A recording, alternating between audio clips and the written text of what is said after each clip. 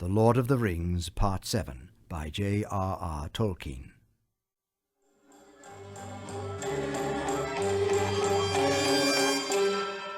Pippin looked out from the shelter of Gandalf's cloak. He wondered if he was awake or still sleeping, still in the swift-moving dream in which he had been wrapped so long since the great ride began. The dark world was rushing by, and the wind sang loudly in his ears. He could see nothing but the wheeling stars, and away to his right, vast shadows against the sky where the mountains of the south marched past. Sleepily, he tried to reckon the times and stages of their journey, but his memory was drowsy and uncertain. Where are we, Gandalf? In the realm of Gondor! What's that? What? Look! Fire! Red fire! Are there dragons in this land? Look, there's another! Go on, Shadowfax! We must hasten. Time is short. See, the beacons of Gondor are alight, calling for aid. War is kindled. Look, there's fire on the mountains, and there they go, speeding west to the borders of Rohan. It's long since the beacons of the north were lit, Pippin. Sleep, and don't be afraid, for you aren't going like Frodo to Mordor, but to Minas Tirith, and there you'll be as safe as you can be anywhere these days. If Gondor falls or the ring is taken, then the Shire will be no refuge.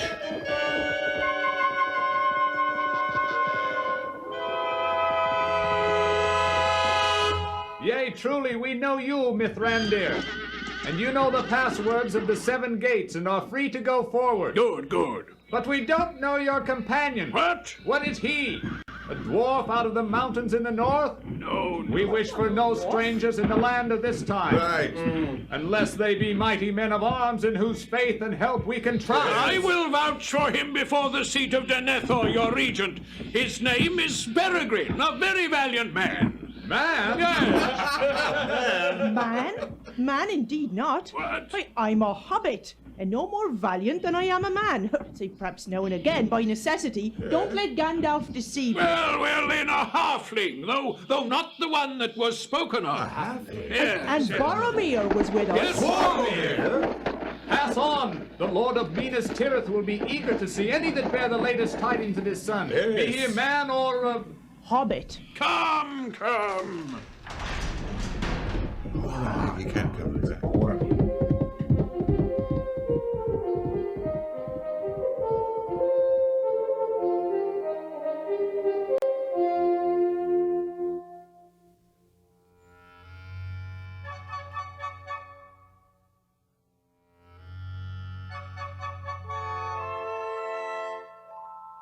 Be careful of your words now, Master Peregrine. Aye. This is no time for hobbit pertness. Pertness, I like Theoden that. is a kindly old man.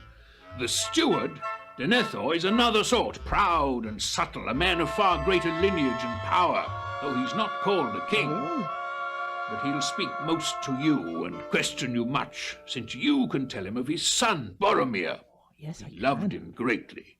Now, don't tell him more than you need, and leave quiet the matter of Frodo's errand, and say nothing about Aragorn either, unless you must. At least he should come unheralded by us. Why? It's scarcely wise, when bringing the news of the death of his heir to a mighty lord, to speak overmuch of the coming of one who will, if he comes, claim the kingship. Kingship? Yes. If you've walked all these days with closed ears and mind asleep, wake up now.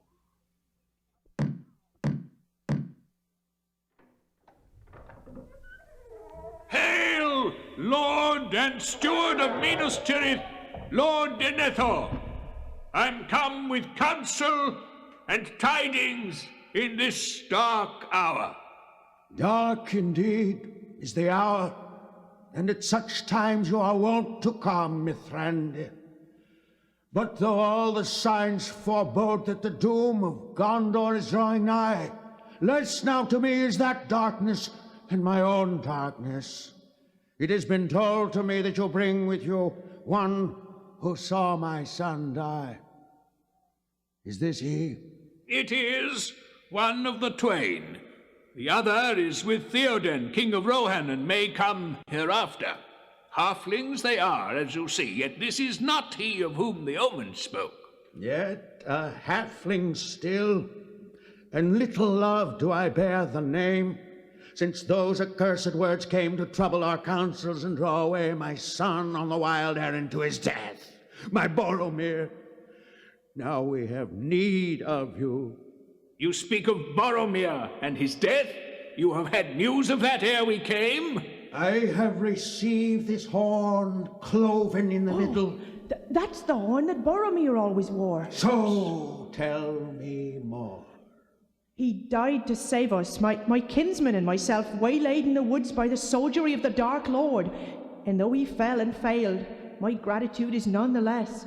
See, my lord, I offer you my small sword and lay it at your feet. Give me the weapon. Surely this blade is wrought by our own kindred. Here do I swear fealty and service to Gondor and to the Lord and Steward of the realm, to speak and to be silent, to do and to let be, to come and to go, in need or plenty, in peace or war, in living or dying, from this hour henceforth, until my Lord release me or death take me, or the world end. So say I, Peregrine of the Shire of the Halflings. And this do I hear, Denethor, Lord of Gondor, Steward of the High King, and I will not forget it nor fail to reward that which is given. Fealty with love, valor with honor, oath-breaking with vengeance. And now my first command to you, speak and be not silent. Tell me your full tale. Bring wine and food and seats for the guests. Come, now tell me your tale.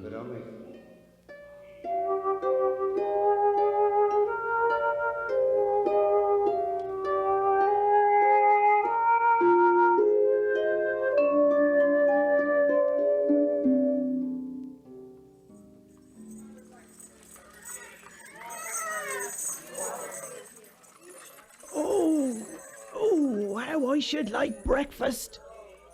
Oh, now who's this? Ah, you are Pippin the Halfling. Welcome. I am named Beregond. I have been sent to teach you the passwords. Gandalf, Mithrandir as you call him, asked me to see to his horse Shadowfax, a great steed of Rohan, and the apple of the king's eye, I'm told. All right, come. You shall make me acquainted with this good horse. I love beasts, and we see them seldom in this stony city. And we will go thence to the butteries. The butteries? Oh, that sounds better. Come.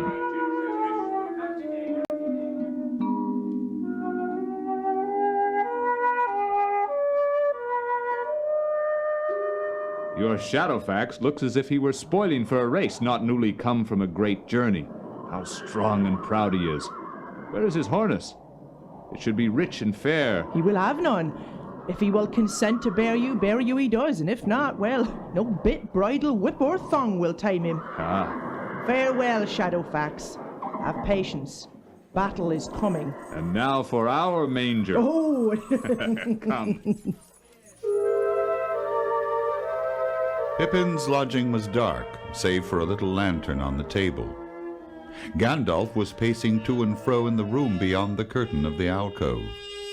There were candles on the table and rolls of parchment. When will Faramir return? Hello, I'm glad to see you back. Oh, it's been a long day.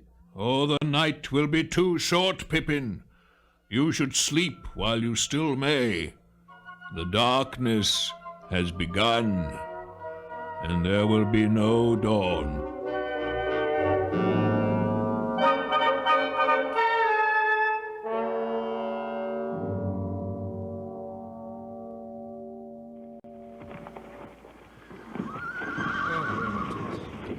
So 4 of the company still remain. Merry, Legolas, Gimli, and myself. We will ride together, but we shan't go alone. The king is now determined to set out at once. And whither, Aragorn? To the muster, Legolas. And the riders of Rohan will go down to Minas Tirith, except myself and any that will go with me. I, for one. And I, Gimli, with him. Well, it's dark before me. I must go down to Minas Tirith also, but I don't yet see the road. An hour, long prepared, approaches.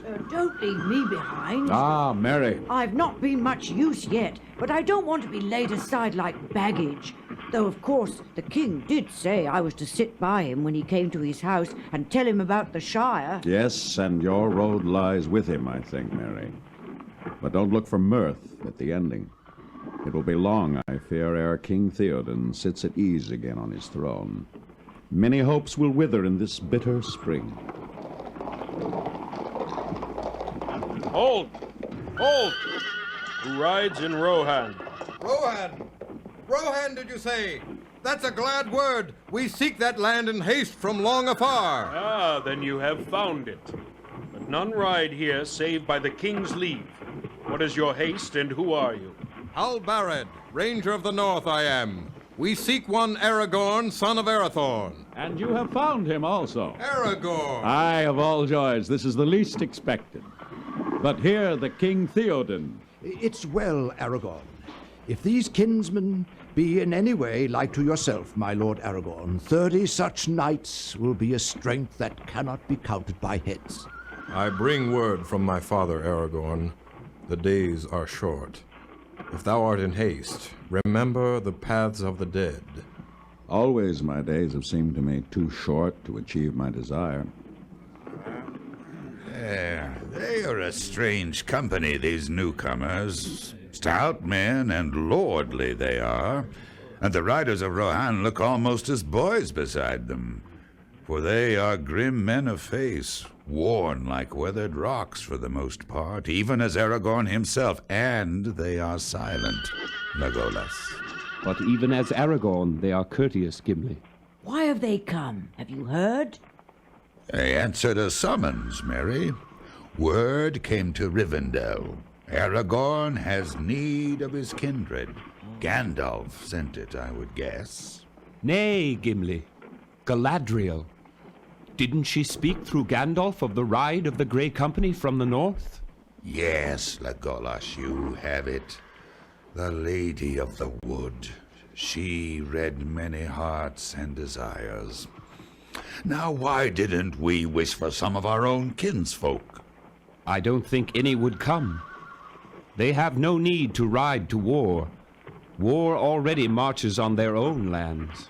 We must return to the hall for the midday meal. Ah, yes.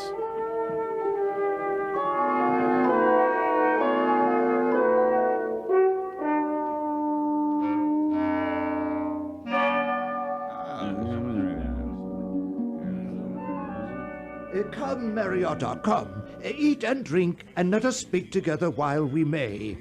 And then you shall ride with me. May I? That would be splendid. I'm afraid I'm only in everybody's way, but I should like to do anything I could, you know. I doubt it not. I've had a good hill pony made ready for you. You shall be my esquire, if you will. Is there gear of war in this place, Eomer, that my sword thane could use? Maybe a light helm might be found to fit him, Lord, but we have no mail or sword for one his stature. I have a sword. May I lay the sword of Meriadoc of the Shire on your lap, Theoden? Receive my service, if you will. Gladly will I take it. Arise, Meriadoc, esquire of Rohan of the house of Medusel. Take your sword and bear it unto good fortune. As a father you shall be to me. For a little while. Come, repast. Then we must ride.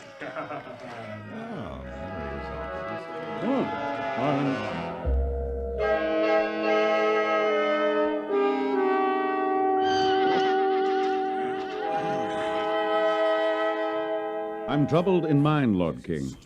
I've heard strange words, and I see new perils far off. Tell me, Theoden, you ride now to Dunharrow. How long will it be ere you come there? Before the night of the third day from now, we should come there. 3 days, and the muster of Rohan will only be begun. But I see that it cannot now be hastened. Then, my lord, by your leave, I must take new counsel for myself and my kindred. We must ride our own road and no longer in secret. For me, the time of stealth is past. I will ride by the swiftest way, and I will take the paths of the dead. No! I must. Paths of the dead? The paths of the dead? Why do you speak of them? If there be in truth such paths, their gate is in Dunharrow, and no living man may pass it. Eomer, what say you? Alas, Aragorn, my friend, I had hoped that we should ride to war together. But if you seek the paths of the dead, then our parting is come, and it's little likely that we shall ever meet again under the sun. That road I will take nonetheless. But I say to you, Eomer, that in battle we may yet meet again, though all the hosts of Mordor should stand between. You will do as you will, my lord Aragorn. This parting grieves me, and my strength is lessened by it. But now I must take the mountain roads and delay no longer. Farewell. Farewell, my lord. Ride unto great renown. Farewell, Merry. My lord. I leave you in good hands, better than we hoped when we hunted the orcs to Fangorn. Legolas and Gimli will still hunt with me, I hope. Yes. But we shall not forget you. Goodbye. Farewell. Farewell. Farewell. Farewell. Farewell.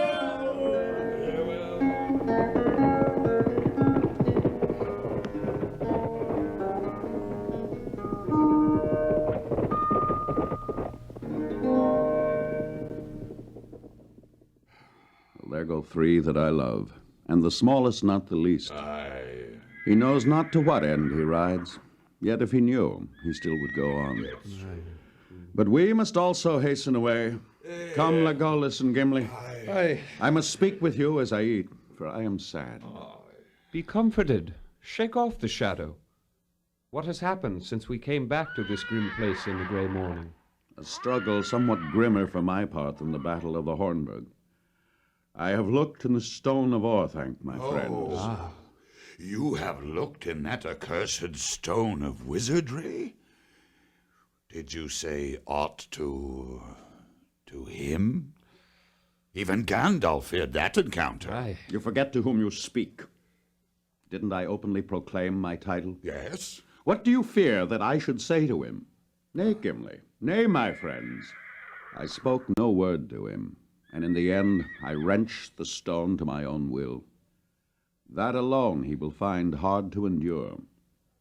And he beheld me. Oh, no, but yes, Master Gimli, he saw me, but I don't think so. To know that I lived and walked the earth was a blow to his heart, I deem. But Sauron has not forgotten the sword of Elendil. Now, in the very hour of his great designs, the heir of Isildur and the sword are now revealed, for I showed the blade reforged to him. He isn't so mighty yet that he's above fear. Nay, doubt ever gnaws him. Aye, but he wields great dominion nonetheless, and now he'll strike more swiftly. The hasty stroke goes oft astray.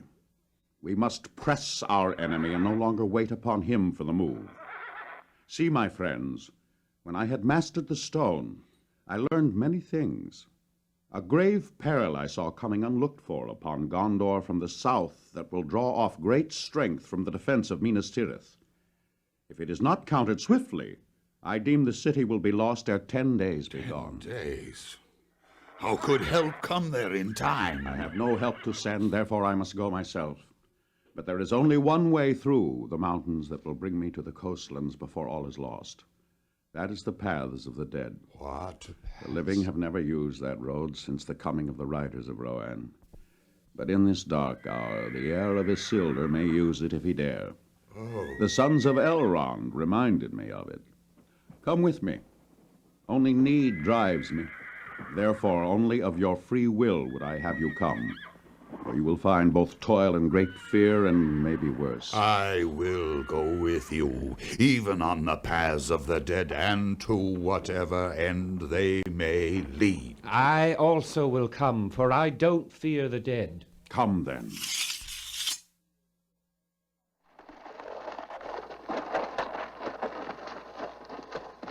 I seek the paths of the dead. Come with me who will.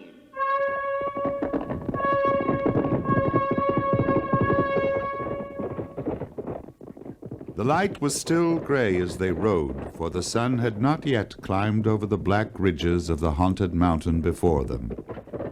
A dread fell on them even as they passed between the lines of ancient stones, and so came to the single stone which stood in their path like a finger of doom. The horses wouldn't pass the threatening stone until the riders dismounted and led them about. And so they came at last deep into a glen, and there stood a sheer wall of rock, and in the wall the dark door gaped before them like the mouth of night. Signs and figures were carved above its wide arch too dim to read, and fear flowed from it like a gray vapor.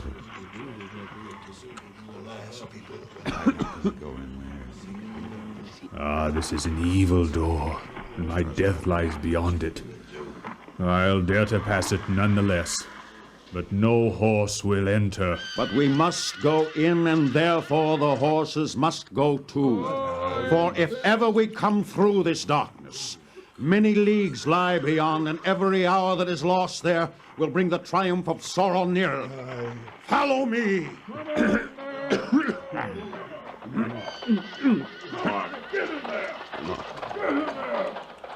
Come, Gimli, all is well. Here is a thing unheard of. An elf will go underground, and a dwarf dare not. So, see, I drag my feet over the threshold. I cannot see.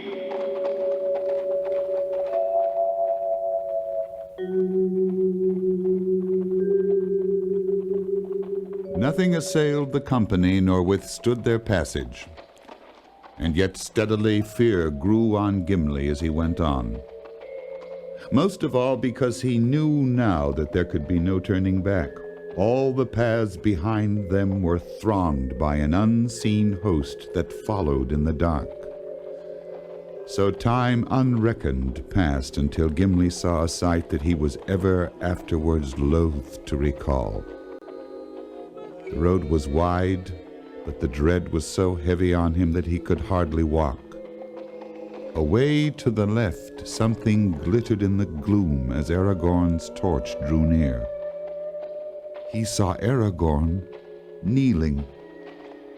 Before them were the bones of a mighty man. He had fallen near the far wall of the cave. His finger bones were still clawing at the cracks. A notched and broken sword lay by him as if he had hewn at the rock in his last despair.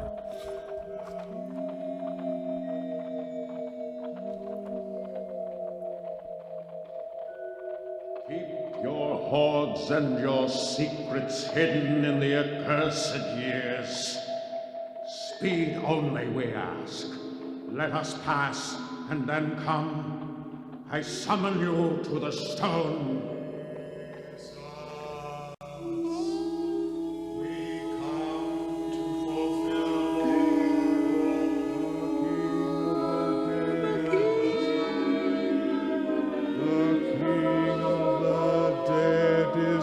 Upon us.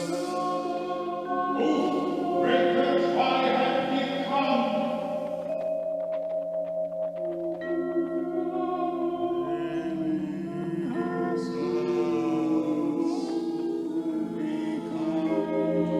The hour is come at last, and ye shall follow me.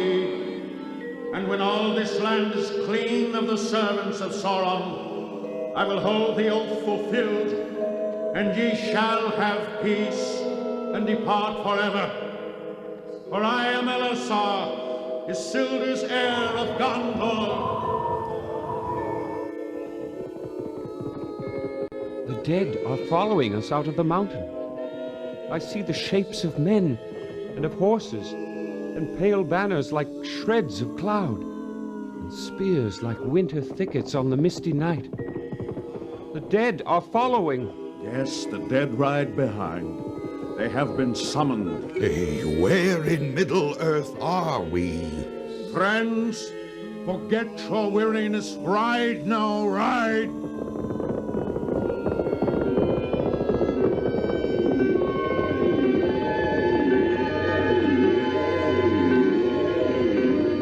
When dawn came cold and pale, Aragorn rose in haste, and he led the company forth upon the journey of greatest weariness that any among them had known, save he alone, and only his will held them to go on. No other mortal men could have endured it. None but the grey riders of the north, and with them Gimli the dwarf and Legolas of the elves. And the grey company passed on into the darkness of the storm of Mordor and were lost to mortal sight. But the dead followed them.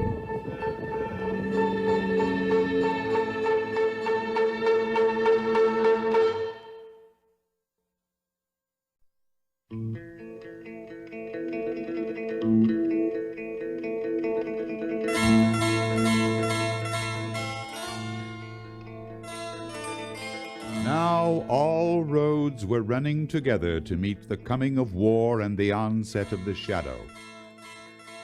Merry was very tired, for though he and Theoden the king had ridden slowly, they had ridden with very little rest. Hour after hour, for nearly 3 weary days, he had jogged up and down, over passes and through long dales and across many streams. Sometimes, where the way was broader, he had ridden at the king's side, not noticing that many of the riders smiled to see the two together, the hobbit on his little shaggy grey pony, and the Lord of Rohan on his great white horse. My lord king, my lord! At dawn 3 days ago, lord, Shadowfax came like a wind out of the west, and Gandalf brought tidings of your victory to gladden our hearts. But he brought also word from you to hasten the gathering of the riders. And then came the winged shadow. Ah, the winged shadow. We saw it also, but that was in the dead of night before Gandalf left us. Maybe, lord, yet the same or another like to it, a flying darkness in the shape of a monstrous bird, passed over us that morning, and all men were shaken with fear. For it stooped and came low, and there came a cry which stopped our hearts. Then it was Gandalf counselled us not to assemble in the fields, but to meet you here in the valley under the mountains. And he bade us to kindle no more fires than barest need asked. I'll meet the marshals and captains. Let them come to me as soon as may be.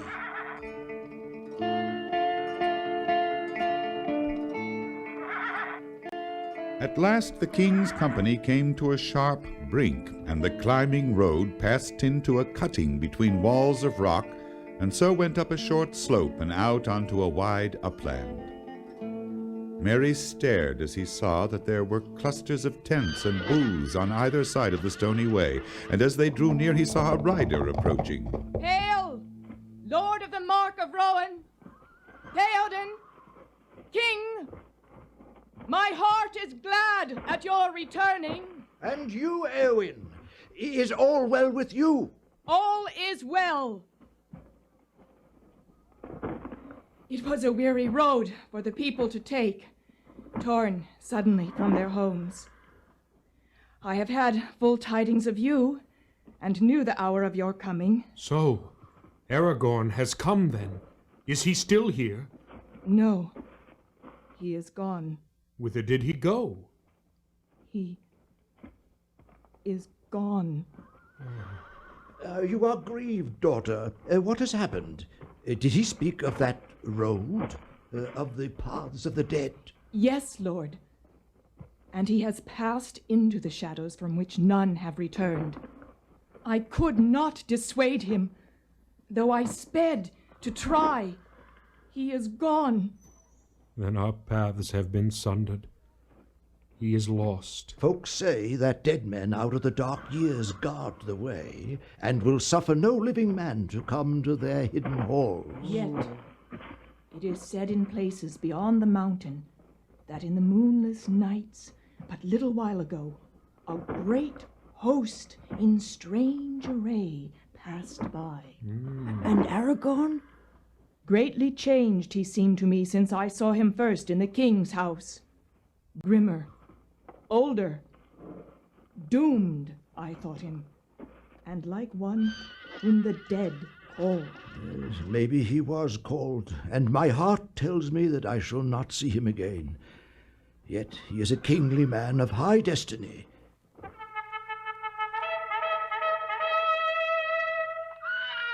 Let the riders be marshalled. I'm going to war, Master Meriadoc. Sir? In a little while, I shall take the road. I release you from my service, but not from my friendship. You shall abide here, and if you will, you shall serve the Lady Éowyn, who will govern the folk in my stead. But, Lord, I offered you my sword. I don't want to be parted from you like this, Theoden King, and as all my friends have gone to the battle, I should be ashamed to stay behind. But we ride on horses tall and swift, and great though your heart be, you cannot ride on such beasts. Then tie me onto the back of one, or let me hang on a stirrup or something. It's a long way to run, but run I shall. If I cannot ride, even if I wear my feet off and arrive weeks too late. Master Meriadoc, none of my riders can bear you as a burden. But you can... If the battle was before my gates, maybe your deeds would be remembered by the minstrels. But it's 100 leagues and 2 to where Denethor is lord in Gondor. But you know that... I will say no more. Come, Meriadoc.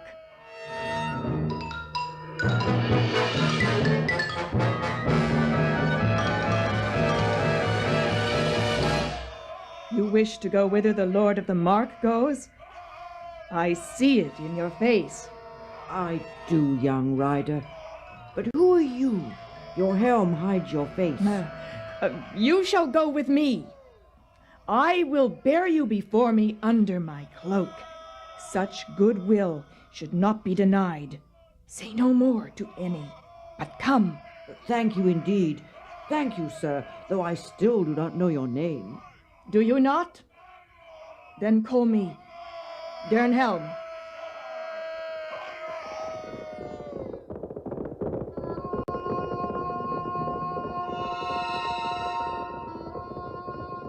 In Minas Tirith only a dim twilight came through the windows, and the air was heavy with approaching thunder when Pippin was roused by Gandalf. Oh, what's the time? Past the second hour. Time to get up and make yourself presentable. You're summoned to the Lord of the City to learn new duty. Will he provide breakfast? What? No. I've provided it. And all that you'll get till noon, food is now doled out by order. We're under siege, remember. All right. And new clothes, too. Strange ones, all of black and silver. Let's see now. A small hauberk. Its rings of forged steel, maybe, black as jet. And a high-crowned helm with raven wings on either side and a silver star in the centre of the circlet. Oh, my! And what have we here? Oh, a new shield. Aren't I gonna look grand? It was dark and dim all day. From the sunless dawn until evening the heavy shadow had deepened, and all hearts in Minas Tirith were oppressed. Far above, a great cloud streamed slowly westward from the dark land, devouring light, borne upon a wind of war. But below, the air was still and breathless, as if all the valley waited for the onset of a ruinous storm. In some other time and place, Pippin might have been pleased with his new array, but he knew now that he was taking part in no play. He was in deadly earnest, the servant of a grim master in the greatest peril. Before attending court, he went to see Beregond, the guard.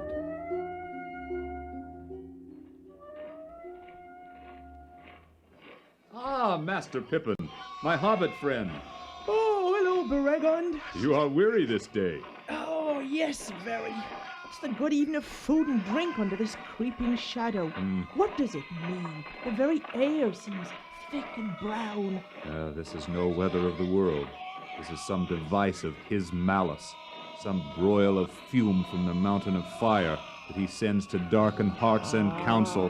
Gandalf, too, is anxious. Perhaps he has some foreboding of bad news. Oh, that terrible sound again. Let me look out. They have come. Take courage and look, Pippin. There are fell things below. Look. Oh, dark riders. Yes. But see, Beregond, they're looking for something, surely. See how they wheel and swoop? Always down to that point over there. Yes. And can you see something moving on the ground? Dark little things? Yes, men on horses. 4 or 5. Oh, I cannot stand it. Gandalf! Gandalf, save us! Another long screech rose and fell, and Pippin heard the distant sound of a trumpet. It was Faramir's call. With that, Beregond sprang away and ran off into the gloom. At that moment, Pippin caught a flash of white and silver coming from the north. It was Gandalf. But now the dark, swooping shadows were aware of the newcomer. One wheeled towards him, but it seemed to Pippin that Gandalf raised his hand, and from it a shaft of white light stabbed upwards. The Nazgul gave a long, wailing cry and swerved away, and with the others rose in swift spirals and vanished eastward into the lowering clouds.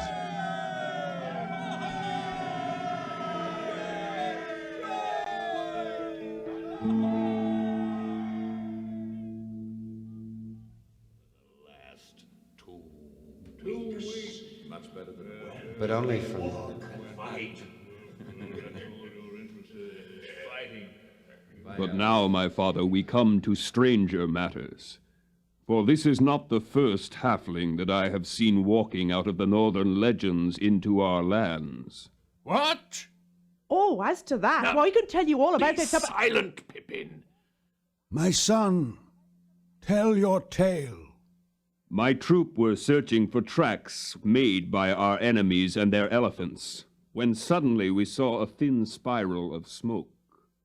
As Faramir's story unfolded and he told of his meeting with Frodo, Pippin became aware that Gandalf's hands were trembling as they clutched the carven wood of his chair.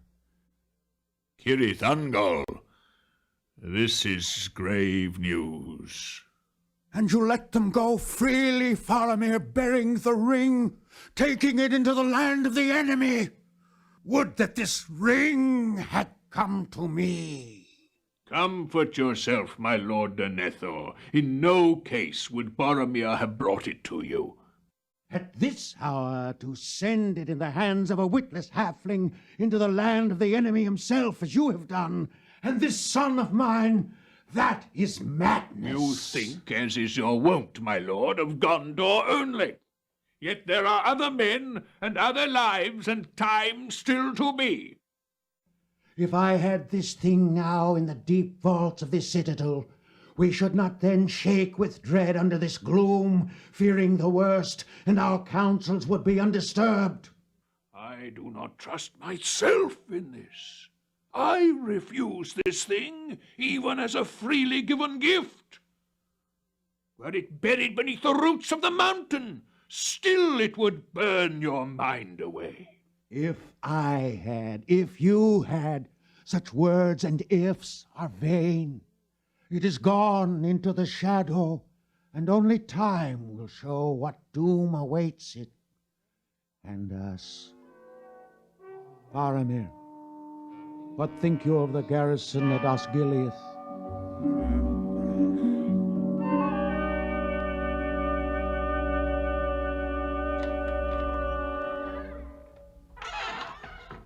Gandalf? Yes? Tell me, is there any hope? What? For Frodo, I mean, or at least mostly for Frodo. Oh, dear Pippin, there never was much hope. Oh, dear. Just a fool's hope, as I've been told. And when I heard of the way they have taken, Yes? of Cirith Ungol, that pass, why that way, I wonder? Oh, is that so dreadful? Oh, yes, you know, Pippin, my heart almost failed me hearing that name. Oh, there are evil days ahead. evil days. Do sleep, while we may. But Gandalf, But what? Only one but will I allow tonight. Gollum. How on earth could they be going about with him? I mean, even following him? What's wrong? Oh, I can't answer that now, yet my heart guessed that Frodo and Gollum would meet before the end. For good or for evil. But of the past I won't speak tonight. Treachery, I fear. Treachery of that miserable creature. Oh, I hope not. Oh, but so it must be. Let's remember that a traitor may betray himself and do good that he doesn't intend. It can be so sometimes. Good night, Pippin. Good night, Gandalf.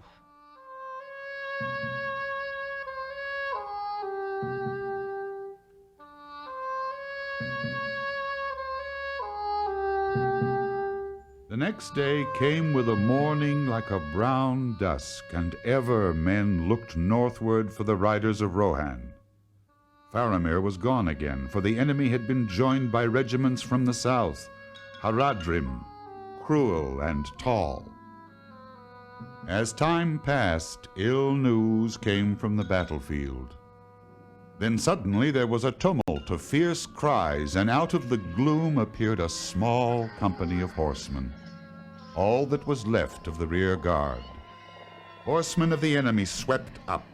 The lines of fire became flowing torrents, file upon file of orcs bearing flames and red banners, shouting with harsh tongues, surging up, overtaking the retreat.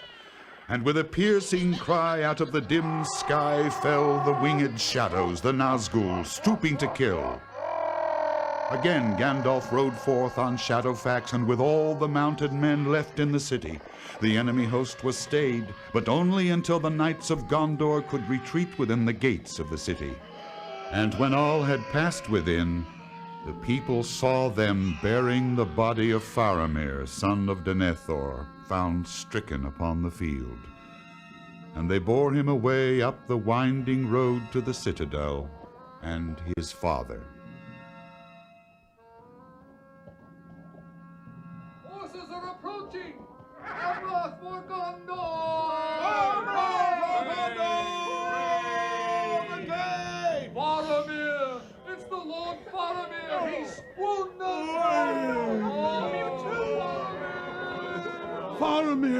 Faramir, my son! Your son has returned, Lord, after great deeds. Show me his face. Make a bed in the tower chamber. Lay him on it. There.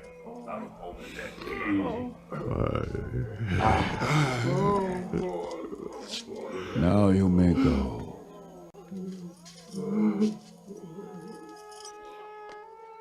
And Denethor, lord in Minas Tirith, ascended the stairs of the tower to the secret room under its summit. And many who looked up thither at that time saw a pale light that gleamed and flickered from the narrow windows for a while, and then flashed and went out. And when Denethor descended again, he went to Faramir and sat beside him without speaking. But the face of the Lord was gray, more death-like than his son's. So now at last the city was besieged, enclosed in a ring of foes, and all the land about abandoned to the enemy. There's still no news of the riders of Rohan and the King Theoden. Oh, nor of Merry either. No, Pippin. They'll not come now. Or if they come, it won't avail us. The new host that we had tidings of has come first, battalions of orcs of the Eye, and countless companies of men of a new sort that we haven't met before, not tall but broad and grim, bearded like dwarves, and wielding great axes. Oh dear, no, the Rohirrim cannot come now. Gandalf. No hours so dark had Pippin known, not even in the clutches of the Uruk-hai orcs themselves. It was his duty to wait upon the Lord Denethor, and wait he did, forgotten it seemed, standing by the door of the unlit chamber. As he watched, it seemed to him that Denethor grew old before his eyes, as if something had snapped in his proud will. He saw tears on that once tearless face, more unbearable than wrath. Do not weep, my lord. Perhaps Faramir will get well. Oh, my Faramir, your fevered brow is burning already, burning. The house of his spirit crumbles. And you, Peregrine, Yes, my lord. son of Paladin, your service has been short, and now it is drawing to an end. Farewell. I release you from the little that remains. Go now, and die in what way seems best to you, and with whom you will. Even that friend whose folly brought you to this death. Send for my servants and then go. Farewell. No, my lord, I will not say farewell. In fact, I will take my leave, sir, for I want to see Gandalf very much indeed. But he is no fool, and I won't think of dying until he despairs of life. For my word, in your service, I don't wish to be released while you live. Do as you will, Master Halfling, but my life is broken. Send for my servants. Now, oh, my Faramir, Faramir, my son. Oh! The Lord Denethor calls for his servants. My lord. Lay coverlets on my son, Faramir's bed, and take it up. Pace slowly now. He is hot and burning.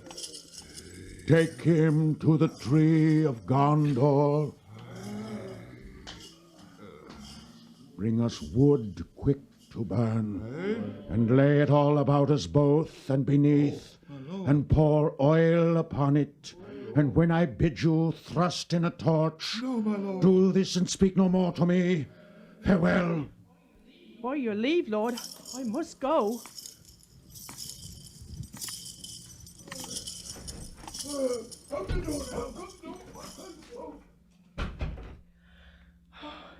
Poor Faramir.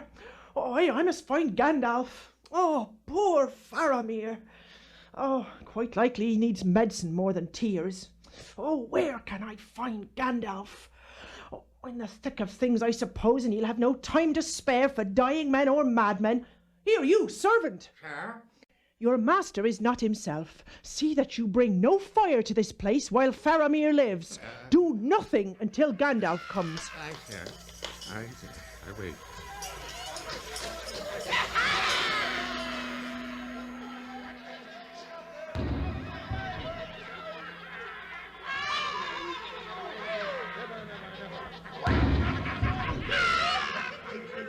Destroy.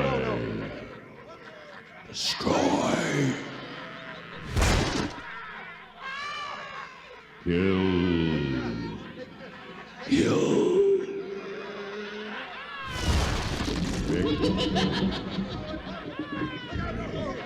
Victory! Thrice the great ram boomed against the gates. And suddenly, upon the last stroke, the gate of Gondor broke. As if stricken by some blasting spell, it burst asunder. There was a flash of searing lightning, and the doors tumbled in riven fragments to the ground. In rode the Lord of the Nazgul. A great black shape against the fires beyond, he loomed up, grown to a vast menace of despair. In he rode under the archway that no enemy ever yet had passed, and all fled before his face.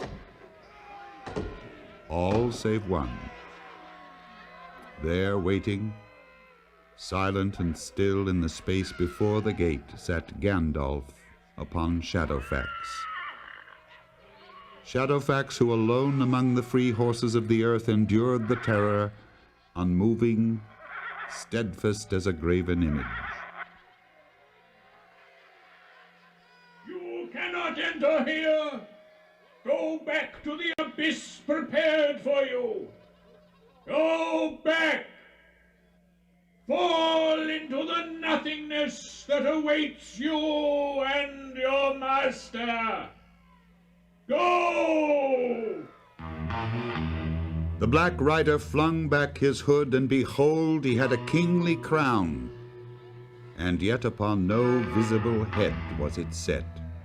The red fire shone between it and the mantled shoulders, vast and dark.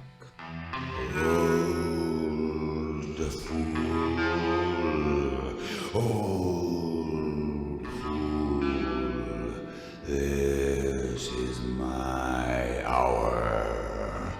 Don't you know death when you see it? Die now and curse in vain.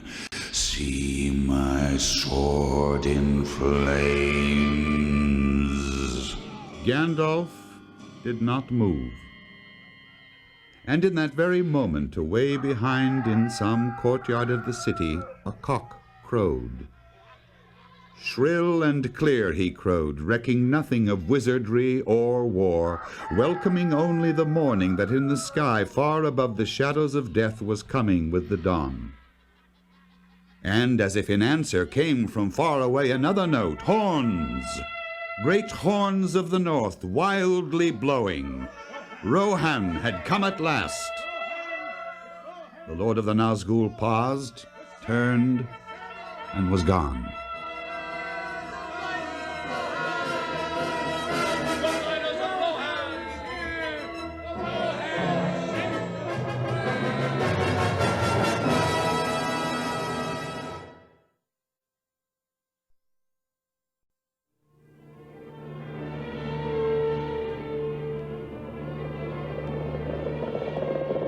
Tired as he was, Merry couldn't sleep. He had ridden now for 4 days on end, and the ever-deepening gloom had slowly weighed down his heart. He was sitting behind the young lord who had offered to carry him secretly, and he felt small and unwanted and lonely. They were less than a day's ride from the outwalls of Minas Tirith, which encircled the townlands. Scouts had been sent ahead. My lord sends word, sir, that we must set ourselves in readiness. Orders may come for a sudden move. I will be ready. Is the enemy coming, then? Are those their drums? I began to think I was imagining them, as no one else seemed to take any notice of them. Nay, nay, you hear the Wozers, the wild men of the woods. They're troubled by the darkness and the coming of the orcs. They fear lest the dark years be returning. This seems likely enough. Let's be thankful that they aren't hunting us, for they use poisoned arrows, it's said. Even now their headman is being taken to King Theoden. Ah, yonder go the lights.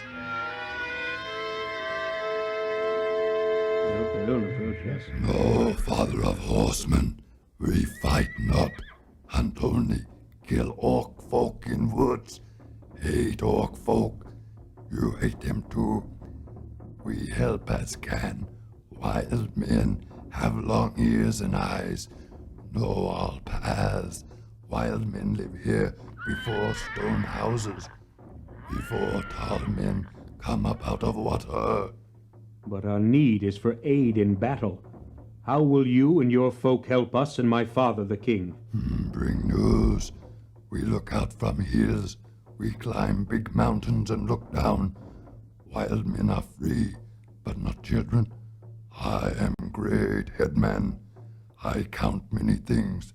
Stars in sky, leaves on trees. Men in the dark. You have a score of scores, counted 10 times, and 5. They have more. Big fight, and who will win? And many more walk around walls of stone houses. Alas, my son Eomer, he speaks all too shrewdly. And our scouts say that they have also cast trenches and stakes across the road. We can't sweep them away in sudden onset. And yet, Father, we need great haste. The nearest town is already on fire. Let Ganbarigan finish. More than one road he knows. He will lead you by road where no pits are and no orcs walk. Only wild men and beasts. Well, we will receive your offer. For though we leave a host of foes behind, what matter? If the stone city falls, then we shall have no returning.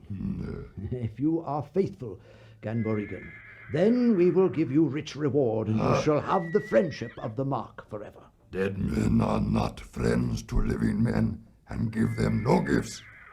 But if you live after the darkness, then leave wild men alone in the woods, and do not hunt them like beasts anymore.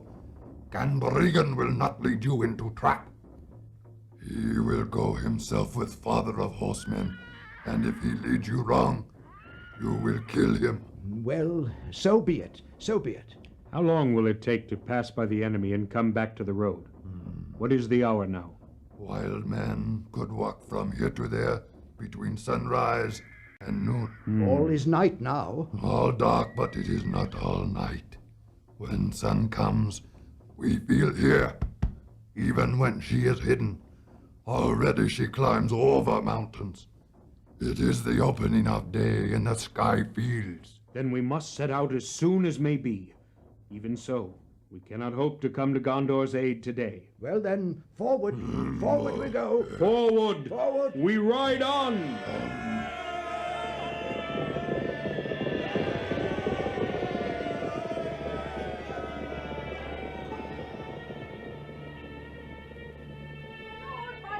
Yes, speak. There are great fires ahead, Lord. The city's all set about with flame, and the field is full of foes. But all seems drawn off to the assault. As well as we could guess, there are few left to guard their rear, and they are heedless, busy in destruction. Do you remember the wild man's words, my lord? Already the wind is turning. The morning will bring new things. If you speak truly, then may you live beyond this day in years of blessedness. Now is the hour come, riders of the Mark, son of our forebears. Foes and fires are before you, and your homes far behind. Yet though you fight upon an alien field, the glory that you reap there shall be your own forever. Oaths ye have taken, now fulfill them all, to Lord and land and league of friendship. It is time. Arise, arise, riders of Theoden. Ride now, ride now, ride to Gondor. Ride to Gondor.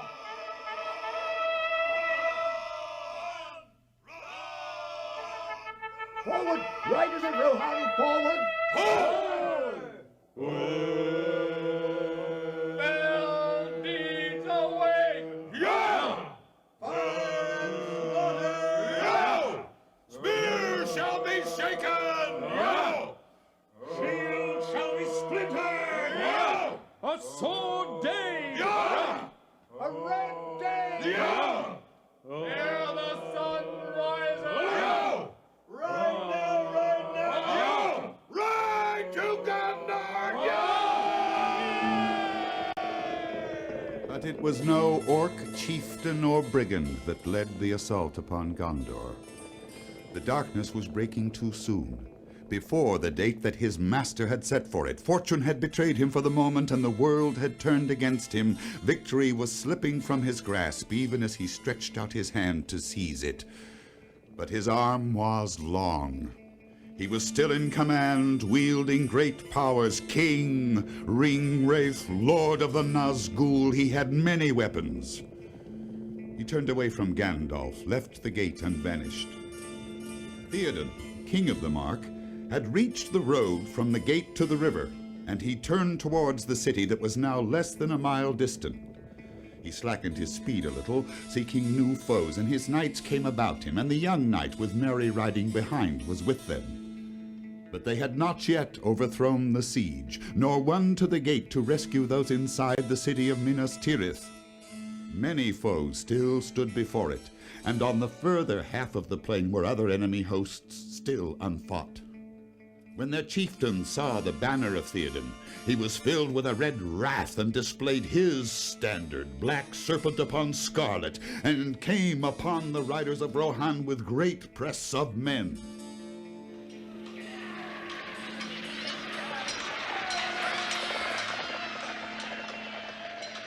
The drawing of the scimitars of the enemy was like a glitter of stars. Forward! Forward, riders of Rohan! Forward and against them!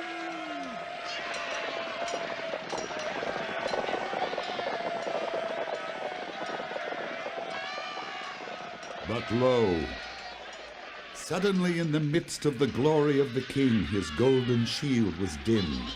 The new morning was blotted from the sky. Dark suddenly fell about him.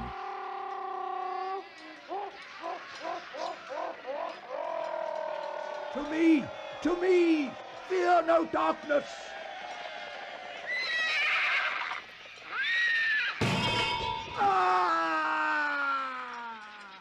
The great shadow descended like a falling cloud, and behold, it was a winged creature, if bird, then greater than all other birds. And it was naked, and neither quill nor feather did it bear, and its vast pinions were as webs of hide between horned fingers, and it stank. A creature of an older world, maybe it was, whose kind, lingering in forgotten mountains, cold beneath the moon, outstayed their day, and in hideous eyrie bred this last untimely brood, apt to evil. And the Dark Lord took it, and nursed it with fell meats until it grew beyond the measure of all other things that fly. And he gave it to his servant to be his steed. Down, down it came, and then folding its fingered webs, it settled on the body of the king's horse, digging in its claws, stooping its long, naked neck.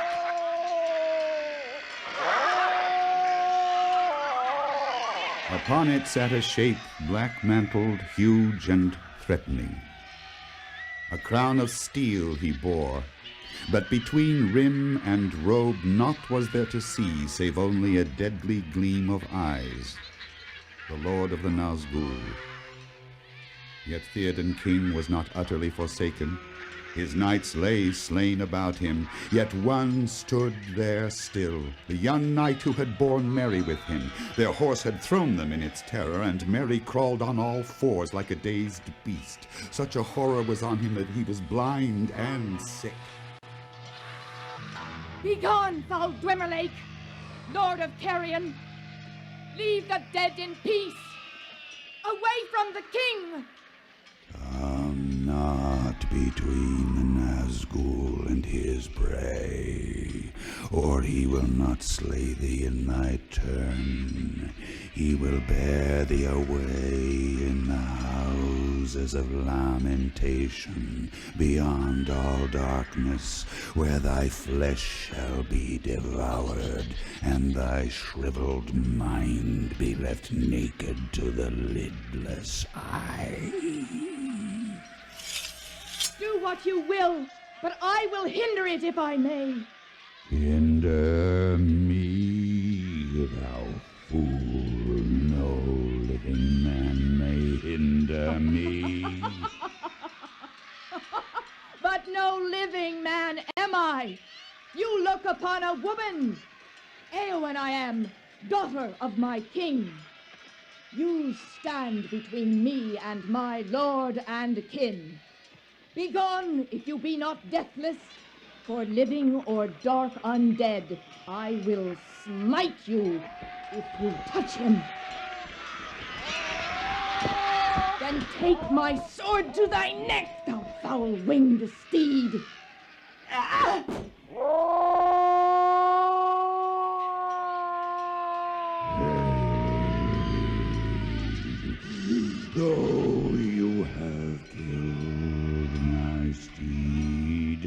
See now my mace. Her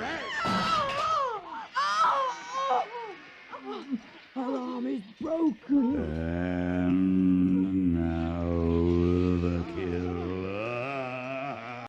Oh no! No, you don't! Eowyn! Eowyn! And now this for Rohan! It's empty. Though she stabbed his head between crown and mantle. Mantle and hauberk lie shapeless on the ground. But the king, King Theoden, Lord! Farewell, farewell, Master Hobbit. My body is broken. No. I go to my fathers, and even in their mighty company I shall not now be ashamed. Forgive me, Lord, if I broke your command, and yet have done no more in your service than to weep at our parting. Grieve not, it's forgiven. Great heart won't be denied. Live now in blessedness, and when you sit in peace with your pipe, think of me. Where is my son, Eomer? For my eyes darken, and I would see him ere I go. He must be king after me, and I would send word to Eowyn. She would not have me leave her, and now I shall not see her again. Dearer than daughter. Lord, she's... Lord Eomer!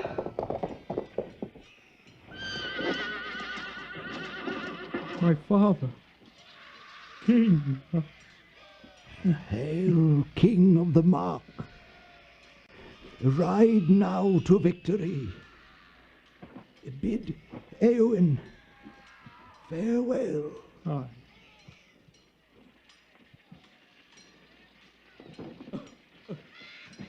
Let his knights remain here and bear his body, yea, and all these others of the king's men. Oh, who is this? Oh, it cannot be. Eowyn? Eowyn, my sister? Came you here? What madness or deviltry is this? Death, death, death, take us all. Death, ride to the ruin and the world's ending.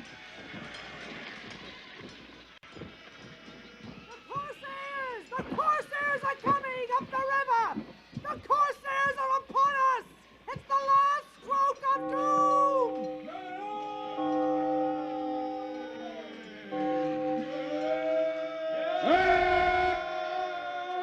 Pull back to the walls! Come back to the city before all are overwhelmed! Come back!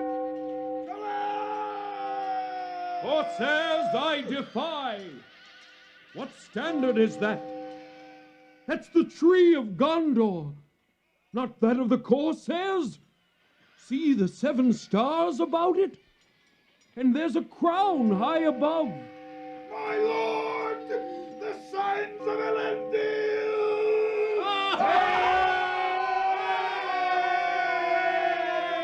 has come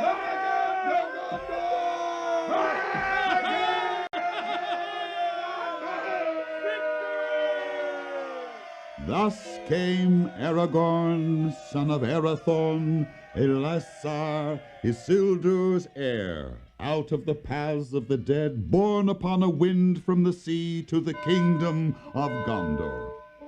And the mirth of the riders of Rohan was a torrent of laughter and a flashing of swords, and the joy and wonder of the city was a music of trumpets and ringing of bells. Thus we meet again, King Eomer. Though all the hosts of Mordor lay between us, didn't I say we would when last we met?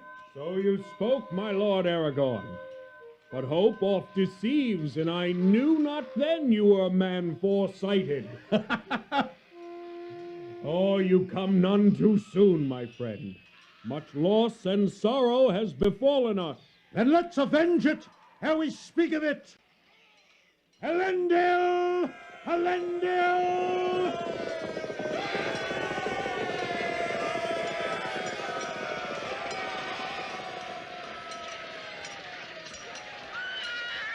Hard fighting and long labor they had still, for the enemy was bold and grim and fierce in despair, strong and war-hardened and asking for no quarter.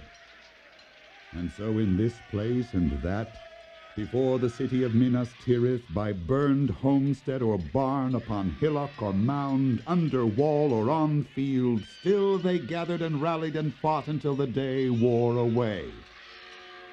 And then the sun went down and filled all the sky with a great burning, so that the hills and the mountains around were dyed as with blood. And in that hour the great battle of the field of Gondor was over, and not one living foe was left within the lands beside the city. All were slain, save those that fled to die or drown. Aragorn and Éomer were unscathed. Few indeed had dared abide them or look on their faces in the hour of their wrath. But many others were hurt or maimed or dead upon the field. There was death in the morning and at the day's ending, and blood flamed at sunset.